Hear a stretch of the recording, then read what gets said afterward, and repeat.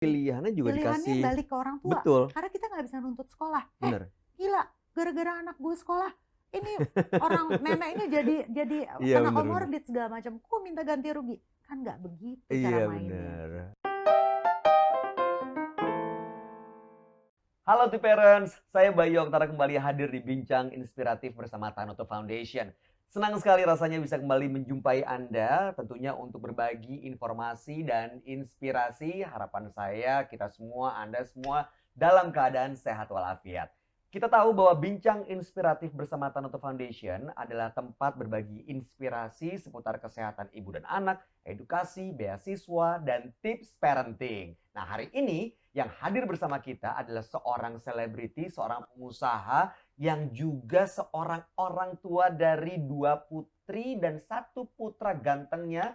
Ada Meisya Siregar. Assalamualaikum Bu Haji. Waalaikumsalam, Bayu Oktara. Apa kabar Bu? Alhamdulillah, sehat, bahagia. Masya Allah. Nah, kali ini yang kita bahas adalah mengenai tips parenting karena kita tahu saat ini anak-anak sudah kembali ke sekolah setelah menjalani sekolah online sejak pandemi COVID-19 melanda. Dan di tahun ajaran yang baru, tepatnya di bulan Juli tahun 2022 ini, anak-anak udah kembali ke sekolah nih. Sudah kembali melakukan pembelajaran tatap muka. Sebagai orang tua, saya yakin sama seperti Anda, kita khawatir gimana nanti kalau ke toilet, gimana kalau nanti ada mau makan, mau jajan, mau itu. Takutnya anak juga kena virus lagi dan itu dibawa pulang ke rumah dan pandeminya nggak selesai-selesai. Apa kiatnya sebagai orang tua supaya tetap tenang dan juga menjaga anak-anak terhindar dan memutus rantai penyebaran COVID-19 selama pembelajaran tatap muka? Langsung saja kita ngobrol dengan Meisya Siregar. Bu, yang masih SD sekarang Luisa atau Luisa doang. Luisa ya? Kalau Iya. Mas Bambang? Bambang itu, kayak itu berarti TKB ya. TKB, kembali ke sekolah atau online? Udah 100% balik ke sekolah. Aduh, berarti tiga-tiganya ya. Iya. Sabila udah kelas 3 SMA. 3 SMA. Ini seru banget nih. Kalau yang SMA mungkin ya menjaga untuk bisa tetap mematuhi protokol kesehatan tidak begitu sulit. Iya. Tapi yang SD gimana tuh perasaannya? Deg-degan nggak setelah 2 tahun di rumah online? Sebenarnya begitu mendengar sekolah akhirnya udah full offline lagi 100%, ada 2 sih. Perasaannya tuh mixed feeling-nya, yang pertama satu sisi senang karena kayaknya udah terlalu lama gitu ya anak-anak di rumah.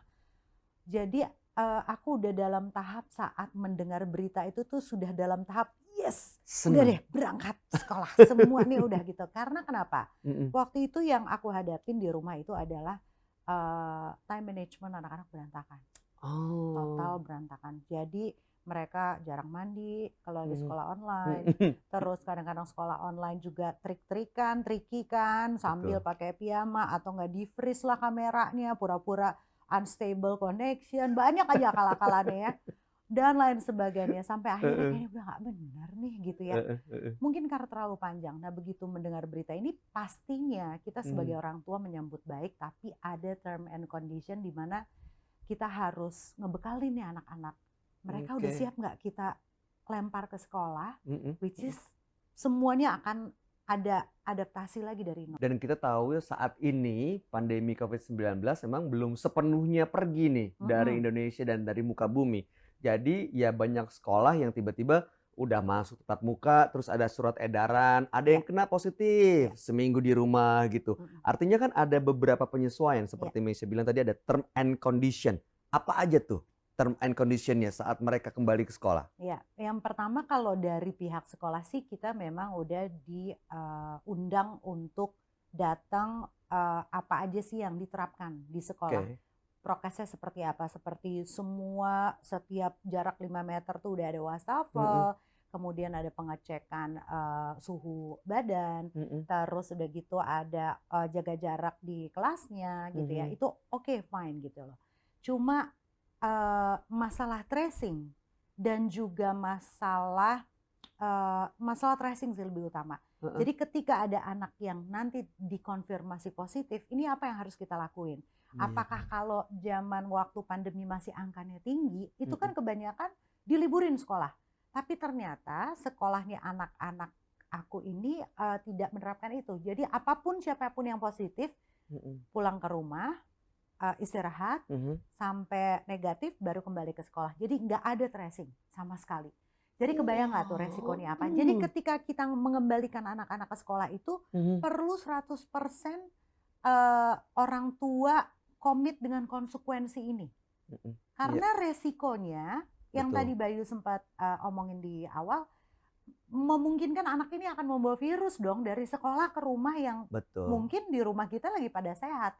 Konsekuensi ini diterima dulu sama orang tua.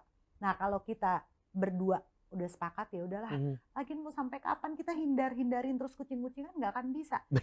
Jadi gimana nih harus ngadepinnya? Ya udah, yang penting Lui udah tahu ya apa konsekuensinya. Jadi misalnya masker nggak boleh dilepas kecuali pada saat makan, kemudian semprot-semprot udah pasti dibekelin. Jangan lupa ya, udah dibawa belum hand sanitizer, tisu basah, tisu kering dan lain sebagainya. Pulang ke rumah seragam dicopot, mandi dulu, apalah segala macam. Itu komit dulu sama anak-anak.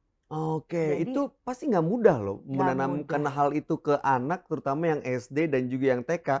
Ada berbagai tantangan pasti. Apa aja tuh tantangan dan ngadepinnya gimana tuh? Waduh, ngadepinnya benar-benar betanduk lah ya. Menguras emosi.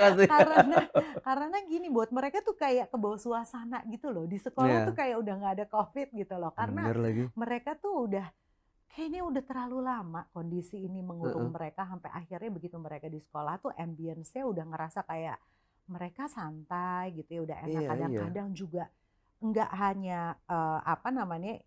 jujur aja ini kita harus dibuka faktanya ya, bahwa nggak cuma anak-anak aja yang akhirnya jadi lepas prokes. Begitupun dengan tenaga pengajarnya, kadang-kadang ada satu momen yang mereka juga lepas masker. Izin ya anak-anak, Miss buka masker. Ngomong apa gitu, karena ada beberapa kondisi yang kita mau protes pun mungkin namanya guru kan ngomong terus capek ya. Jadi balik lagi, kita memang harus siap dulu menerima kondisi ini bahwa nggak mungkin kita bisa menjaga semuanya sesuai dengan ekspektasi. Jadi ketika kita udah melepas anak-anak, kita sudah tahu konsekuensinya. Jadi kalau memang itu membahayakan, ada orang tua di rumah yang punya komorbid atau kita punya komorbid, mendingan jangan diambil resikonya. Oh iya, karena kan pilihannya juga dikasih. Balik ke orang tua. Betul. Karena kita nggak bisa nuntut sekolah. Bener. Gila, gara-gara anak gue sekolah, ini orang nenek ini jadi kena komorbid segala macam. Kok minta ganti rugi? Kan nggak begitu cara mainnya. Bener. Dan sekolah juga memberikan pilihan buat orang tua, membolehkan anak balik ke sekolah atau tetap sekolah online. Ya banyak orang yang nggak siap sebenarnya untuk balik sekolah. Sama seperti waktu tiba-tiba harus online. Kita pikir pandemi 2 minggu, kok 2 tahun ujung-ujungnya. Iya kan nggak kelar-kelar gitu. Bahkan sekarang pada saat orang tua membolehkan anak-anak balik ke sekolah gitu ya. Banyak juga anak-anak tuh yang, wah nih kayaknya kena nih positif. Udah nggak apa-apa deh di sekolah aja deh. Banyak orang tua yang akhirnya udah mereka nggak usah di rumah lagi. Tanggapan Messi gimana tuh? Aduh itu salah satu challenge. Karena gini, sekarang itu kan kita sulit membedakan antara COVID dan juga common cold atau flu. Flu biasa, betul. Karena mirip-mirip terkecuali anak kita dites. Tapi bener. Apakah kesadaran setiap orang tua sekarang sama ya? Misalnya nih, oke, untuk keluarga kita pokoknya siapapun yang batuk, demam, pilek kita tes, kita tunggu sampai 1 minggu kita tes lagi, terus 2 minggu kita tes lagi. Apakah itu masih diterapkan? Kayaknya udah enggak. Jadi gimana nih kalau misalnya kita sendiri yang oke, terus yang lain juga pada cuek, kan percuma, mata rantai ini nggak akan stop. Jadi akhirnya baik kalau aku adalah begitu anak sakit jangan sekolah ya. Yang penting kita tetap ngawasin anak-anak ketika kondisinya memang makin parah apa segala macam mungkin perlu. Tapi kalau misalnya cuma batuk ringan, pilek ringan, demam 1 hari kelar, udah nggak usah sekolah sampai sehat baru balikin ke sekolah. Nah itu dia, orang tuh jadi bingung membedakan antara common cold tadi, flu biasa sama COVID. Karena mungkin selama 2 tahun kita pakai masker, udah gitu di rumah, jadi badan kita kan nggak kenal sama virus-virus yang bermutasi kan. Begitu kenal dunia luar, kena sedikit, kita nggak kenal ini badan kita nih. Anak-anak apalagi. Makanya kan dilengkapi dengan vaksin dan booster. Kasih booster nggak anak-anak? Iya. Kasih booster. Semuanya Divaksin? vaksin harus, itu kan Oke. basic yang bisa mengamankan mereka ya, Oke. Nah, itu harus. seperti tadi yang sempat disampaikan ada banyak virus yang bermutasi, artinya kan badan juga harus siap tuh dengan Iya, segala macam suplemen makanan. mhm, Dilengkapin itu juga tuh? pastinya, Makanan yang pasti dikonsumsi? olahraga, makanan, terus udah gitu, ngejaga mereka juga untuk ke tempat area indoor yang publik ya, Mhm. tapi kalau public area yang outdoor gue masih nggak apa-apa. Artinya pada saat di sekolah juga protokol kesehatan harus Ya, diterapkan. Apa aja tuh protokol kesehatan yang diingetin? yang paling penting rajin cuci tangan. Oke. Rajin cuci tangan. Untungnya sekolahnya memfasilitasi dari jarak 2 meter, malah itu Ada udah wastafel? wastafel di mana-mana dan sabun segala macam. Oke. Terus anak-anak juga dibekelin pakai hand sanitizer, Mhm. masker juga dibekelin walaupun pasang pakai olahraga juga dilepas. Ya udahlah ya kalau masker tuh udah aku menganggap Heeh. bahwa masker itu anak-anak tuh sulit lah untuk Mhm. selama pembelajaran mereka pakai terus. Iya. Aku udah yakin banget pasti akan ada momen mereka dicopot, terutama pas lagi makan. Terus udah gitu pulang sekolah mereka bersih-bersih, itu Oke. juga prokes yang harus dijalanin. Mhm. Jadi meminimalisir resiko, walaupun kita nggak bisa 100% menghindari. Tapi toh kadang-kadang, Bay, kenyataannya adalah anak-anak sempat mengalami, kan mereka tuh kita semua udah pernah kena Omikron. Oke. Setelah itu sempat kena flu. Tapi Mhm. ternyata flu itu begitu dites negatif, jadi Oke. emang itu bukan COVID gitu loh. Tapi kita udah deg-degan, aduh masa 2 kali nih gitu kan. Sampai akhirnya kita pikir gini, ternyata dari semua virus, mau COVID kah, mau common cold atau flu biasa gitu ya, kita ngelihat begitu kondisi keluarga anak-anak kita lagi drop, bisa jadi loh yang flu itu lebih parah. Oh, Jadi justru waktu Omikron, heeh. Bambang cuma demam 1 hari, nggak ada batuk, nggak ada pilek. Tapi begitu dia dapat flu, Gimana? batuk, dites, Lebih drop? enggak kok. Tapi enggak drop yang benar-benar lemes apa segala macam, enggak. Tapi batuk itu ganggu kan, tiap hari Iya, ohok gitu nggak loh. enak banget, nggak Jadi nyaman. makanya kita nggak bisa milih kan, kita Iya, kan benar benar. nggak punya kepilihan, gue milih yang ringan aja deh, Tergantung kondisi COVID-nya, badan artinya ya? atau nggak flu-nya pilih yang ringan, nggak bisa milih. Jadi ya udah, kita mikirnya Mhm. COVID-nya udah pinggirin dulu, kita menghadapi banyak banget penyakit di luar sana yang bahaya. Jadi gimana caranya Mhm. minimalisir aja resiko dari semua virus yang ada. Nah, itu dia, resiko itu memang selalu Iya, ada dan sekarang ini kan ya dulu tuh kita semua bingung lah, begitu tiba-tiba dalam waktu 1 minggu semua harus online. iya. Kurikulum, cara belajar, semuanya juga harus menyesuaikan, Mm-mm. orang tuanya harus melakukan pengawasan. Dulu zaman kita kecil mungkin cabut loncat jendela beneran, kalau sekarang loncat jendela Windows. Iya kan? Bener. Sama-sama Windows, tapi konsepnya beda. Nah, kalau boleh milih sebenarnya mendingan online atau offline? Sekarang nih, Iya. sekarang ya offline pastinya. Banyak hal yang nggak didapat ya, yang hilang saat online ya? Iya, banyak banget yang namanya learning loss tuh berasa banget, baik. Kalau di Oke. aku tuh berasa banget karena Bambang jadi social skill-nya tuh Mhm. ketinggalan jauh banget. Jadi dia tuh kan waktu pandemi dia gondrong gitu kan. Mhm. Terus begitu balik ke sekolah temennya salah ngomong, salah panggil karena pakai masker, dipikirnya perempuan. Terus dia ternyata kena mental dalam tanda kutip ya. Iya bener. Jadi dia tiap datang ke rumah tuh dia nangis, "Bunda, aku nggak mau sekolah, aku nggak mau sekolah." Itu udah sempat Oh, lama mogok. oke. Akhirnya setelah kita telusurin, kenapa nih anak dibully apa gimana? Oh ternyata gara-gara salah manggil doang. Sampai akhirnya ternyata Bambang tuh kenapa weak banget ya gitu. Mhm mhm. Padahal dia sebelumnya kalau di rumah tuh mau digangguin sama kakaknya kayak apa tuh dia tough gitu loh. Mhm. Tapi kenapa di sekolah ini kok jadi soft gitu loh. Iya. Akhirnya kita merasa bahwa emang ini anak perlu bersosialisasi dan dia harus belajar uh, apa ya menemukan situasi yang beda, ketemu Mhm. teman yang A, B, C beragam dan dia bisa handle gitu ya, bisa Iya, bener. ngenanganin. Itu learning loss Bambang. Tapi kalau yang kedua Luisa SD learning loss-nya lebih parah lagi. Oke. Masalah time management. Ketika Mhm. balik ke sekolah harus jam 6 dong bangun. Betul. Malah kalau kakaknya jam setengah 6, jam 5 udah harus bangun karena sholat subuh. Kalau Luisa tuh masih struggling kan Mhm. masalah itu. Jadi dia tuh benar-benar sulit banget untuk on time bisa nyampe ke sekolah. Dan isunya Heeh. gurunya selalu gitu, "Ibu, Luisa tuh sebenarnya anaknya cerdas, cuma time management ya Bu," gitu. Selalu yang jadi catatan itu. Iya iya iya Jadi iya iya. ya kalau ditanya mending mana, aku mendingan udah deh offline. Offline Karena ya. membantu sekali Betul, buat karena ada pendidikan. pendidikan karakter yang nggak bisa dilakuin pada saat Ya, online. Nah, tapi kan sekarang sudah banyak sekolah yang mengembalikan anak didiknya ke tatap muka nih. ya, Apa harapan dari Mesia sendiri untuk mungkin kondisi yang mengharuskan anak didik kembali ke sekolah? ya.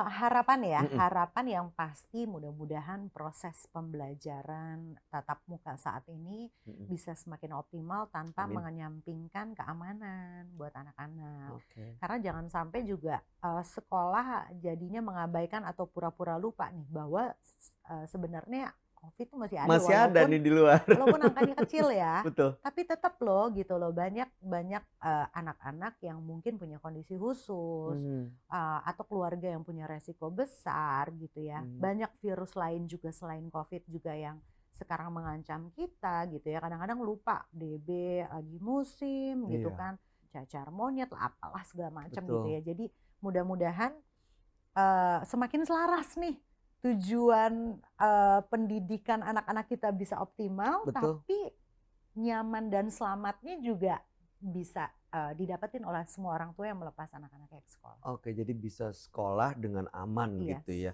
Buat ibu-ibu, buat T-parents, ada nggak tipsnya supaya lebih tenang saat melepas anak-anak kembali ke sekolah?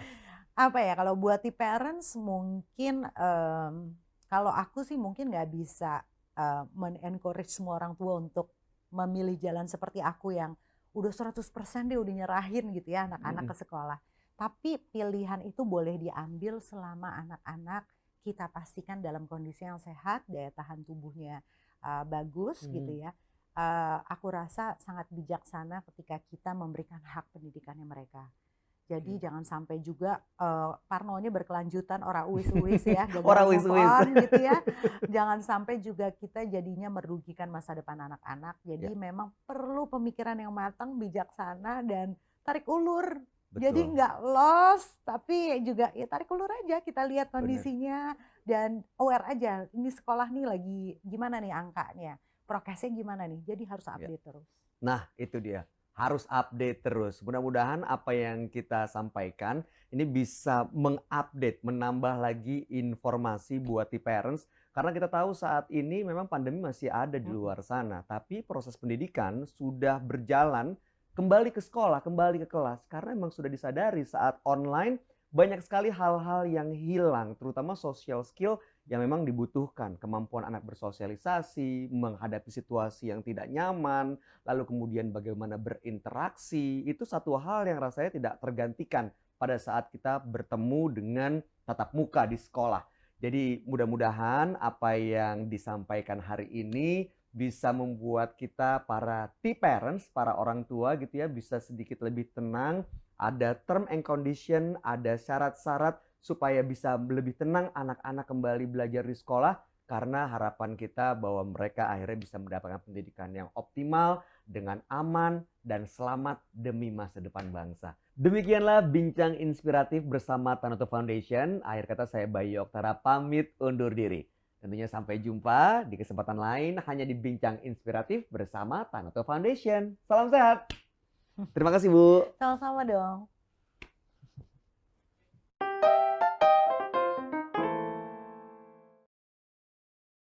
Nanti